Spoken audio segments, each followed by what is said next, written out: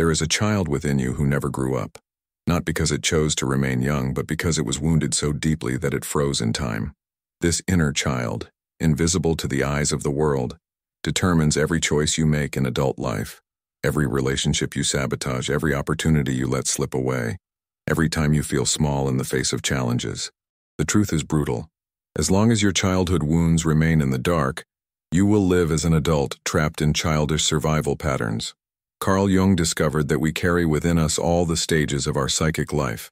The wounded child doesn't disappear when we grow physically. It hides in the shadows of the psyche, whispering its unmet needs through our self-destructive behaviors. Have you ever wondered why you repeat the same mistakes? Why you sabotage yourself when you're on the verge of achieving something important? Why you feel inadequate even with all the qualifications? The answer lies in the unhealed wounds of your inner child. But here's what most people don't realize. These wounds are not just painful memories from the past. They are active complexes, psychic forces operating in the present, shaping your reality without you even noticing. And today, you will discover exactly what these 7 primal wounds are and how they are sabotaging your progress at this very moment. Can you feel your breath changing as you read this? It's your inner child recognizing that someone is finally going to talk about it, that someone is going to look at the pain it has carried for so long. Get ready, because what you're about to discover will change the way you see yourself forever. Look at your life now. Look at the patterns that repeat, at the opportunities you let slip away, at the relationships that end the same way. See how you behave when you're under pressure, when someone criticizes you, when you need to make an important decision. Observe how a part of you always hesitates, always doubts, always finds a way to protect itself instead of taking risks. That hesitating part is your wounded inner child.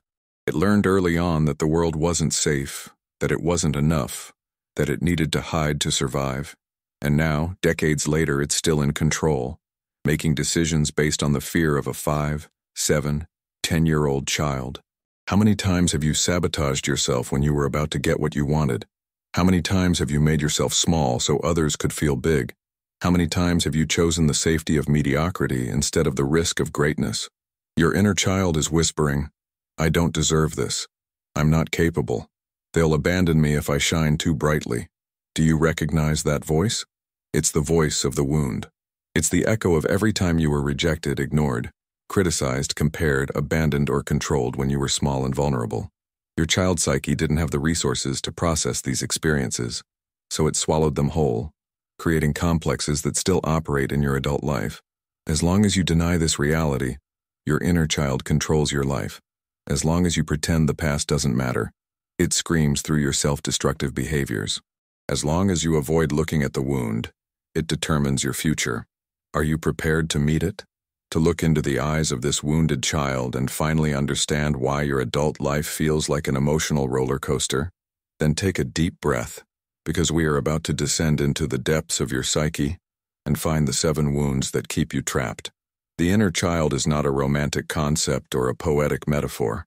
It is a concrete psychological reality discovered by Jung in his investigations into the structure of the human psyche. We are layered beings, carrying within us all the stages of our development. And the child we once were remains alive, active, influencing every decision we make. When we are born, we are pure vulnerability and dependence. We need love, security, attention, and validation to develop a healthy sense of self. But the reality is that no family is perfect.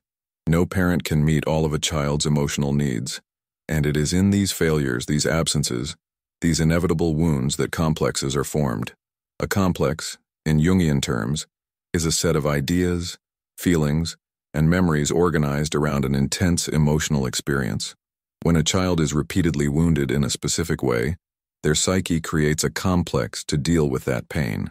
This complex becomes a lens through which it interprets all future experiences. Imagine a child who grows up in a family where they are constantly criticized. Their psyche develops the inadequacy complex. I am never enough. This complex does not disappear when they grow up. It becomes an unconscious force that makes them interpret any feedback as criticism, any challenge as proof of their incompetence. The wounded inner child lives in a state of emotional hypervigilance. It constantly scans the environment for signs of danger, rejection, abandonment, criticism, control. And when it finds these signs or imagines it has found them, it activates the defense mechanisms it learned in childhood: hiding, pleasing, attacking, fleeing. The problem is that these mechanisms, which were useful for the child's survival, become limiting for the adult. You cannot build a full life by constantly operating in survival mode. You cannot have healthy relationships if you are always expecting to be abandoned. You cannot have professional success if you are always expecting to be criticized. The first wound is the wound of abandonment. The child who felt left alone, physically or emotionally, develops a deep terror of being abandoned again. This inner child grows up carrying the belief, if I get too attached, they'll leave me. In the adult, this manifests as a fear of intimacy, superficial relationships, or the opposite, anxious attachment and possessive behavior. Observe your love life. Can you surrender completely without the constant fear that the person will leave you? Do you sabotage relationships when they get too close? Or do you cling desperately, suffocating the other with your need for reassurance? This is your abandoned child trying to control the uncontrollable, the love of another. The wound of abandonment creates adults who live in a constant state of affective insecurity. They interpret any emotional distance as rejection, any change in a partner's mood as a sign that they will be left. And ironically, this fear of abandonment leads them to behaviors that push people away, creating exactly what they fear most. The second wound is the wound of rejection. The child who was rejected for being who they were learns that their essence is problematic. They develop the belief, there's something wrong with me. In the adult, this manifests as a constant feeling of not belonging, of being out of place, of not being accepted by groups. Do you recognize that feeling of always being on the periphery, even when you are physically present?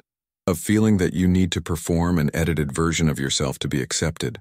Of believing that if people truly knew you, they would reject you? This is your rejected child, controlling your authenticity.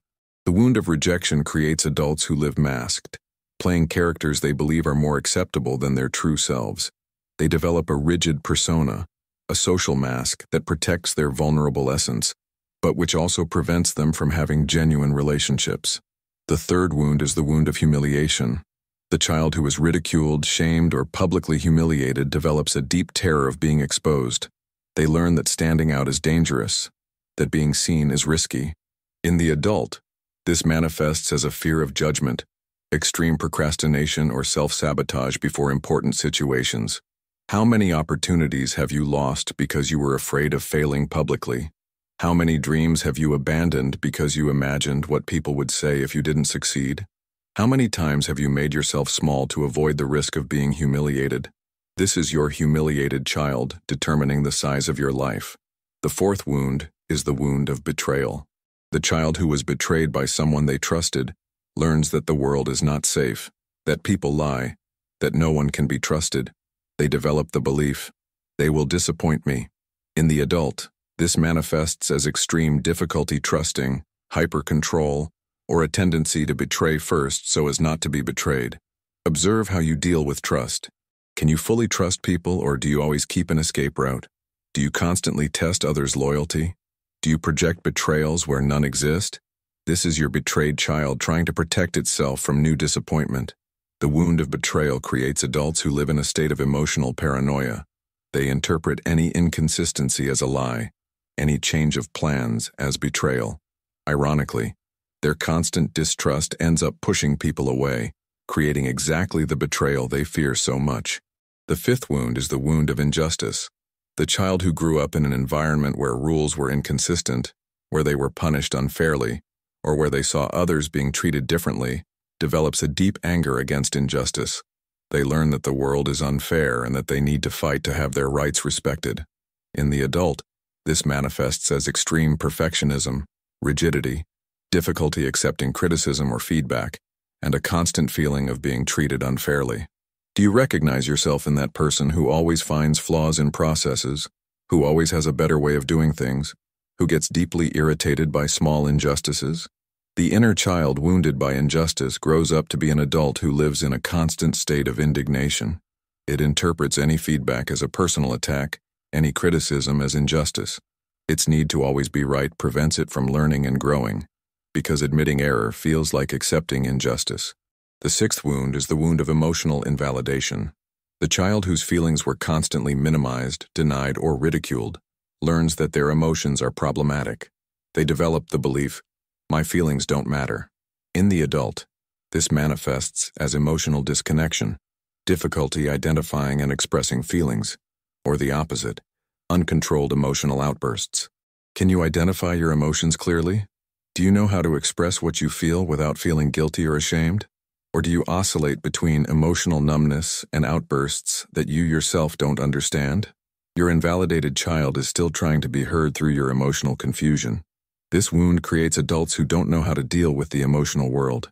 They either completely disconnect from feelings, becoming robotic and cold, or they are overwhelmed by emotional storms they cannot comprehend or control.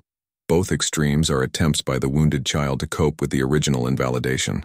The seventh wound, the deepest of all, is the wound of non-existence. The child who grew up feeling that their presence didn't matter, that they were invisible, that they could disappear without anyone noticing, develops a deep existential wound. They learn that they have no right to occupy space in the world.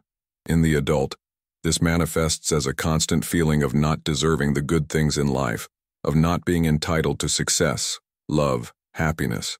It is the wound that creates adults who sabotage themselves when they are about to achieve something important, because a part of them believes they don't deserve to fully exist.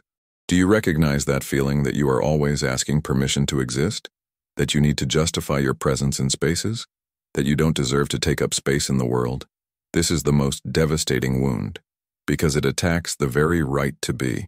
The child wounded by non-existence grows up to be a ghost-like adult who lives on the sidelines of their own life. They make themselves invisible so as not to bother, minimize their achievements so as not to appear arrogant, and unconsciously sabotage their success because they believe they have no right to it. Now that you know the 7 wounds, it's time to do the most courageous work of your life. Dialogue with your inner child, not to console it with well-intentioned lies, but to integrate it with liberating truths.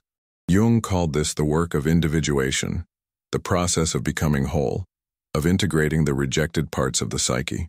Sit in silence and imagine yourself meeting this wounded child. See it as it truly is, small, hurt, scared, but still alive within you. Don't try to console it immediately. First, just see it. Acknowledge its pain. Validate its experience. Tell it, "I see you. I acknowledge your pain. You matter." Now dialogue with it. Ask, "What do you need from me now? What would you like me to know? How can I honor your experience without letting it control my life?" Listen to its answers. They will come through sensations, images, memories, sudden insights.